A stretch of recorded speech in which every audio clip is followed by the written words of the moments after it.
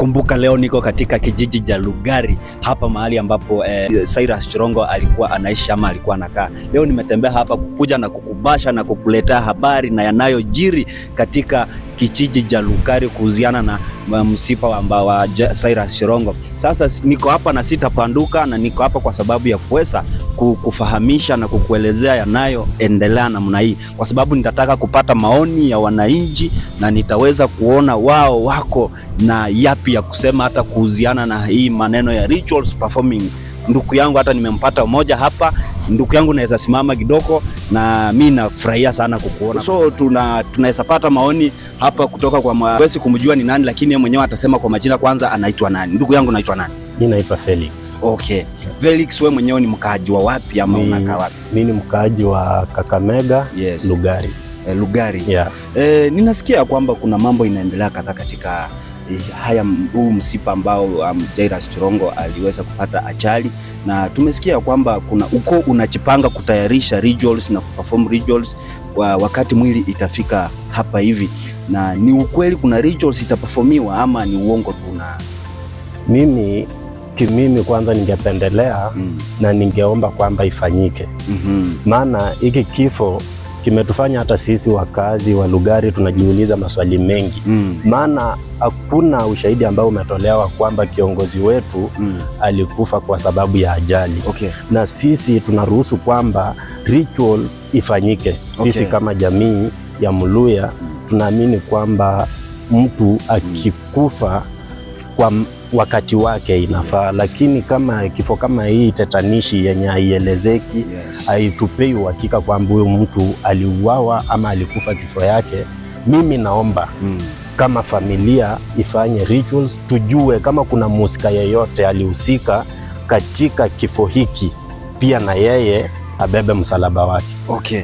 Na sasa kama wewe ni jirani wa the late Cyrus Chirongo, wakati wanaperform hii rituals, kuna watu wanaweza jiuliza what will come after that?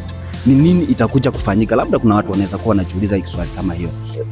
Rituals sisi huwa tunaamini rituals, kwanza unajua wengi wanasema rituals maybe ni uchawi. Si uchawi. Rituals inamaanisha huyu mtu alikufa kifo ambacho si chake. Sasa tunajaribu kuweka uhakika. So tunajaribu kufanya hii ritual ili mwenye alihusika tujue ni nani na abebe msalaba wake. Okay. Yeah. So kuna uwezekano wakati mnaperform hiyo rituals, wenda mwenye alihusika labda kwa hiyo kifo chake labda pia aweze kuangamia ama aweze kukufa? Hiyo ni ukweli. Na hii rituals wao mnaiperform kivipi? Hiyo ni uko. Ni uko.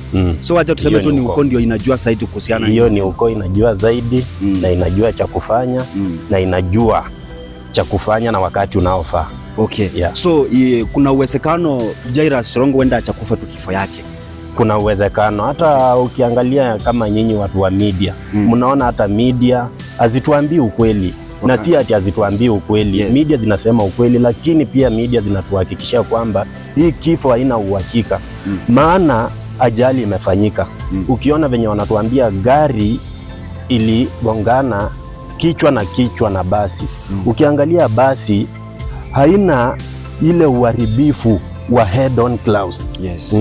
Ukiangalia gari ya Chirongo yenyewe inakuonyesha iligonga kitu kama jiwe. But basi inasema iligongwa, but ukiangalia mpasuko hata hakuna taya moja imeharibika. Okay. Driver ametoka ndani ako sawa.